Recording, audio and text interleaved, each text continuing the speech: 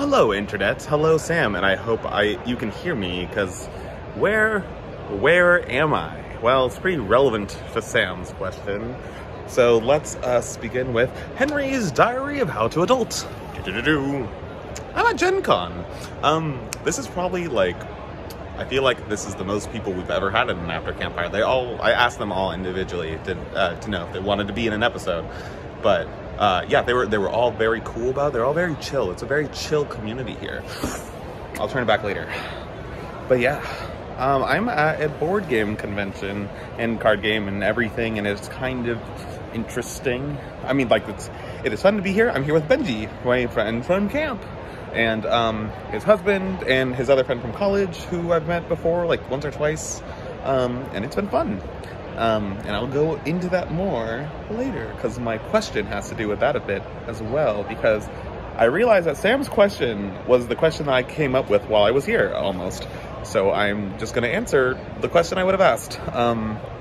So my question to Sam is, what is something or someone you've introduced to another person that they functionally got more into it, or they became closer to that other person? So I had mentioned the concept of you've introduced a couple that got married, so they're closer to each other than they were to either of you.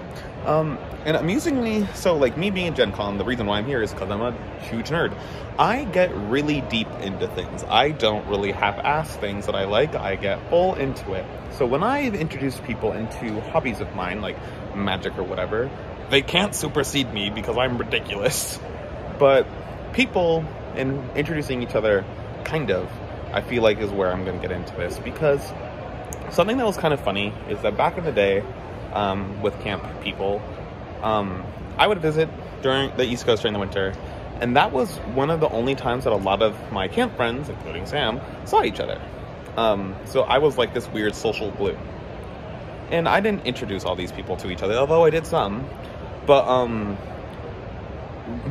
more recently, annoyingly, they started hanging out more without me, and they started actually being real friends rather than people I dragged together. And honestly, I think that's the best example I can think of. In Seattle, I don't think I've introduced too many disparate groups of people together, and if I have, they haven't become closer without me or anything. I've definitely never introduced any couples. But, so Sam, it's you. Stop being friends with people without me. It makes me sad. But that's kind of my answer, and it's kind of a boring one. Well, I thought Sam was going to have more to say. But it was interesting. Actually, Sam, I have an idea. Yeah, one more for you. I remember I was going to mention this when I watched your video the first time. You have one more. Ruby, for me. You, I'm pretty sure, introduced me to Ruby when there was still just the trailers. And although I was already familiar with Monty Ohm from his Haloid video, which I really loved, I didn't know he was making a show, and I'm still caught up, and you're not. Something that was fun is that Michael, the friend of Benji's who is here with us, has actually seen all of Ruby, so I could talk to someone about it, because the last season was actually really good. Really good. It deals with some really deep mental issues, which I think you'd appreciate. I mean, it deals with good stuff with Ruby. The rest of Team Ruby, yeah, but Ruby, good stuff. And also the setting and other stuff was good. Very fun stuff. But yeah. So anyways, your question was, what would a museum to me contain? And my first thought is, wow, you said physical examples would be awesome. And I'm like, wow, you would ask that while I'm not home. Speaking of which, I won't be home my next video. I'll be out there, maybe, with you. Who knows? I'll probably actually be at camp for the reunion. Which you won't be at, which makes me sad. Oh, wait, I had one more.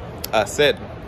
We introduced them to Gantz Abridged, and they got really fucking into Gantz Abridged. Or they liked the memes more than us, and we were ridiculous about it. But that was a good times. I miss when we were CITs. I'm young and beautiful. Now we're old and gray.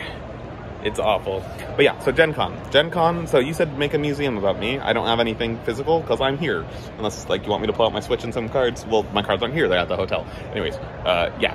So instead of a museum, we'll say it's a convention. Gen Con. Gen Con is weird. I'm not a huge convention person, and so like, although I am a big fan of board games and card games, it sometimes feels like very overwhelming and weird to be in a location like this, but honestly, it's a pretty good match for what I would be. So, in this arena, here, one of the things I did on Friday was I played in a 9-round, like 8-hour-long One Piece card game tournament. So I would have a section devoted to card games, mostly Magic, but also Keyforge and Soulforge and One Piece, and even like if you want to include like the history of Henry in his younger days, like he collected Pokemon cards and Yu-Gi-Oh cards in the original Digimon game and stuff like that. So I'd have a card game section. That's a big part of my life. There'd also be video games, which would mostly be Nintendo, and so I've kept all of my Nintendo systems. So it would include the history of Henry's Nintendo systems. It could be all of my video game systems, but that will have some stuff about Paper Mario, like just some like random things that are like some of my favorites. Computer games too. We'll gotta talk about Roller Coaster Tycoon and even Minecraft, man. And like some mobile apps. So we can talk about my 3 mobile game eras of Dragon Vale in like high school or whatever, and then Fire Emblem Heroes and like young adult, and then Marble Snap now. I've spent so much time on all these games. And circus and camp. I feel like those things summarize me pretty well, like just like games of the card and board game variety. Nintendo, because they may be ignored.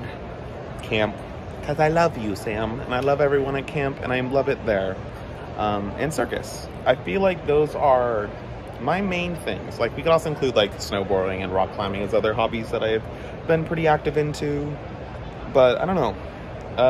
Those are kind of the things, and I wish I had more to show. And because I'm here and people are around, I'm not gonna pull out my Switch and do whatever. Yeah. So, Sam, if you want, you can say what a convention about you would have been like instead of a museum. Because, yeah, that's what I would have asked about. But instead, there was another thing that I wanted to ask about, which is, so I mentioned that I did a One Piece tournament, which is amusing.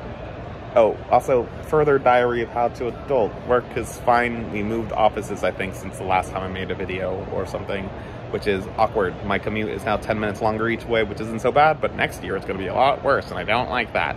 So, ADD over. I want to talk about that One Piece tournament.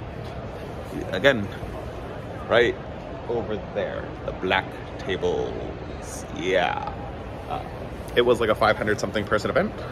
It was a lot of fun to do. I've been doing local events for the past few months, and I've done well. I've like gotten first place in like 2 events. Like, I'm not so bad at this game.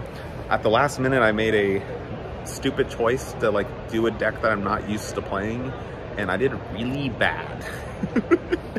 I went 3 wins, 6 losses. So technically I was in the top half of players, but I did not do well, but it was fun. But it was a little mentally taxing, because I was kind of hyped up. Like the last local event I did, I won with a weird deck too. And I made the last minute choice to change my deck. And even so, I probably would have done bad. I also, in the second round, I like literally should have won, and I freaked out because of a thing that happened and lost, which makes me sad. So, what? Sam, tell me about when you failed. No, what are your views on like competition and like lessons learned from wins and losses? And I don't know, do you see yourself ever joining any kind of tournament? Like, I know you play hockey leagues, which is kind of similar, but like, I don't know. This is getting off the rails. The problem is I don't want to re-record the whole video. Sam, tell me about competition. Tell me about big losses in competition. How do you fare with that? Do you feel like it's a good learning lesson, stuff like that? Peace out. Bye.